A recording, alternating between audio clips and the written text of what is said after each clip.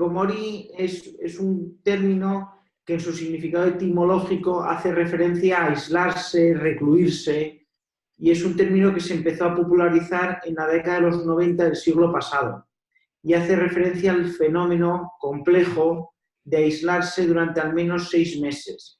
Durante ese periodo de aislamiento, el individuo afectado apenas sale de su propio domicilio y, en los casos más graves, permanece recluido en su habitación. Pero este aislamiento, lo más importante es que se acompaña de sufrimiento por parte de la persona afectada y de un grave deterioro del funcionamiento en todos los ámbitos, en el ámbito social, familiar, laboral. Inicialmente, como empezó en Japón, donde ya se ha convertido a día de hoy en un problema de salud pública, afecta a más del 1% de la población, se pensaba que podía tener un componente cultural.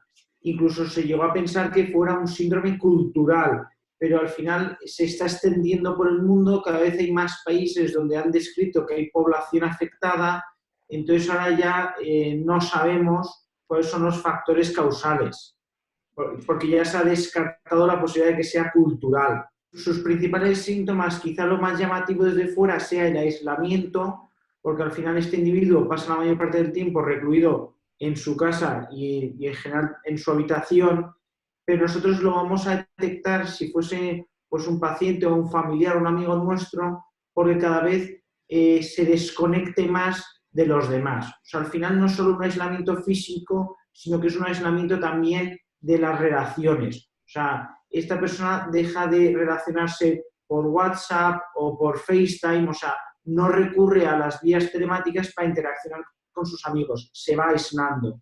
Y a la vez a nivel laboral o académico, según en qué etapa de la vida esté, empieza a funcionar peor, de tal manera que su rendimiento académico disminuye drásticamente hasta incluso salirse del sistema educativo, porque empieza a suspender, porque deja de participar de esas normas sociales que hacen que tú estudies o que tú trabajes. O sea, al final empiezan a aislarse y a salirse de la sociedad con todas sus implicaciones.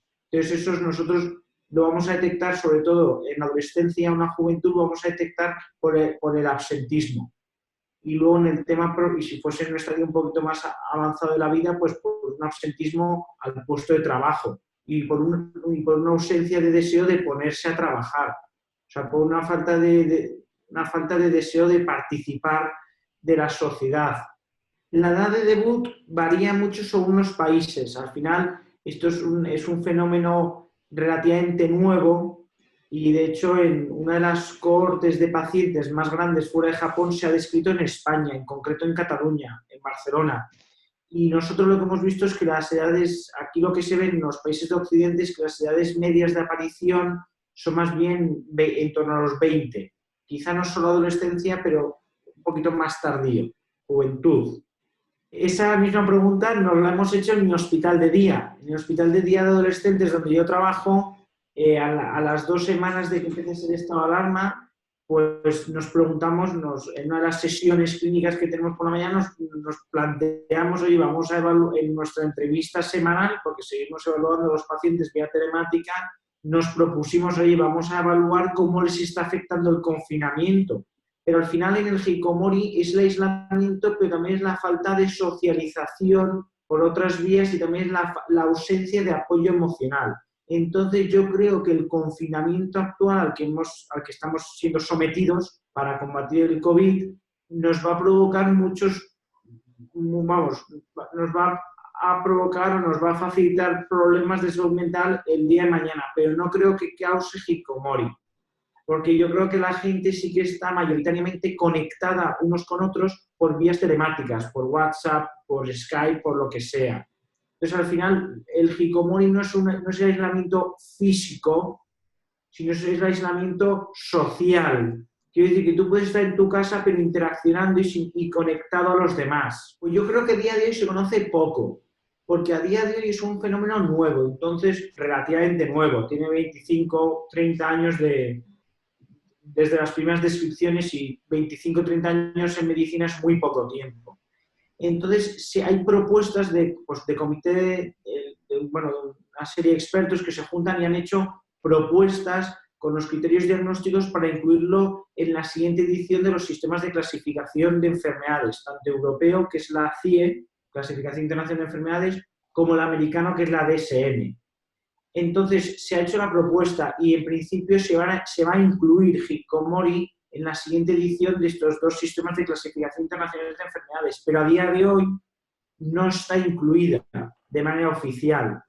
Los criterios diagnósticos se han validado en distintos países, o sea, se han aplicado esos criterios diagnósticos a poblaciones sospechosas de Hikikomori, es decir, poblaciones con mucho aislamiento en países asiáticos como Japón, en Corea o en Hong Kong, en China, y en Hong Kong me consta que también hay poblaciones descritas en Europa, en Italia, en Francia, y se ha comprobado que esos criterios diagnósticos son válidos. Pues en estos pacientes, en los casos más graves, como por su patología no salen de casa ni siquiera para ir a citas médicas, una alternativa que en concreto en España se ha aplicado en Barcelona, en esa cohorte de pacientes que conté antes que se había descrito en España, que es de las más grandes fuera de Japón, lo que se ha visto que va muy bien es la visita domiciliaria, donde un equipo, donde pues un psiquiatra, también los psicólogos, enfermeras, pues se hace un equipo y van dos a ver al paciente a su casa. Entonces, inicialmente, pues al final hay muchos problemas o muchas causas detrás de Hikikomori, entonces habrá que individualizarlo a cada caso. Pero al final el objetivo es intentar que el paciente en cuestión coja confianza con el equipo clínico, que se sienta cómodo, porque también lo que hay por parte de los individuos con Hikikomori, lo que hay es una dificultad para pedir ayuda.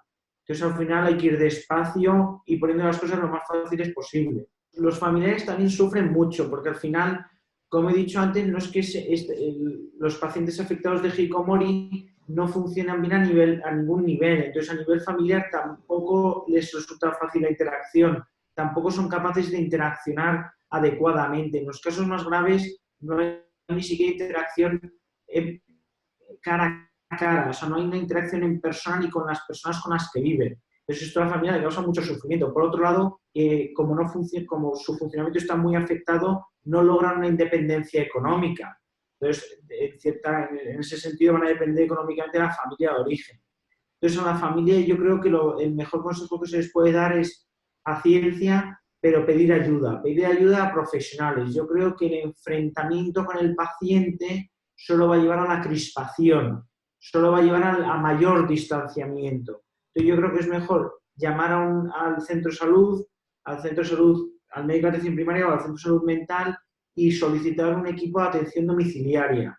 Porque al final, en los casos más graves, va a ser muy difícil que el paciente vaya a una consulta médica.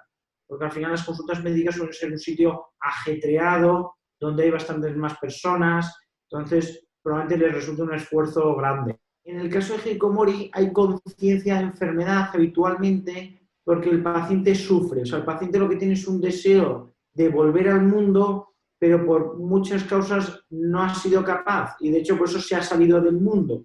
Dicho así, o sea, ha salido de la sociedad, pero esa salida de la sociedad le causa sufrimiento. Entonces, habitualmente lo que hay es falta de conocimiento de cómo volverse a insertar en la sociedad, pero sí que hay un deseo de volver a insertarse en la sociedad. Entonces puede ser o poco a poco interaccionando en juegos, o si lo que más echa de menos es el mundo laboral, pues intentar trabajos en los que se pueda compaginar trabajo telemático con trabajo presencial. O sea, facilitar al paciente la inserción de nuevo en la sociedad por el ámbito que el paciente prefiera. Porque al final en la sociedad participamos en la sociedad de muchas maneras. El trabajo es una de ellas, las aficiones son otras, la familia es otra, o sea que hay muchas maneras de estar insertado en la sociedad. El Hikikomori, para poder diagnosticar Hikikomori, una cuestión fundamental es descartar que haya otras enfermedades psiquiátricas que puedan justificar ese cuadro clínico. De tal manera que el Hikikomori es una entidad clínica propia, o sea, no aparece asociado a otra enfermedad. Porque si un paciente acaba aislándose por un tema de fobia, eso sería una fobia. Si acaba aislándose por un trastorno psicótico que a lo mejor está delirante pues yo qué sé, con ideas de perjuicio hacia que el mundo me sigue o me perjudica, pues eso sería un trastorno psicótico. O sea que el Hikikomori aparece es una entidad clínica propia, que lo que sí que puede aparecer es como secundario a una situación. Pues a lo mejor en Madrid En Madrid pues hubo un caso, uno de los primeros casos que se escribió, apareció un poquito, el aislamiento social apareció como secundario a problemas estéticos graves, que el paciente no sabía cómo pedir ayuda, entonces al final esto le llevó a aislarse y al final se acabó aislando y desarrollando un hikikomori. O sea que yo diría que muchas veces hay factores precipitantes que son fácilmente identificables, pero el hikikomori es siempre una entidad clínica propia.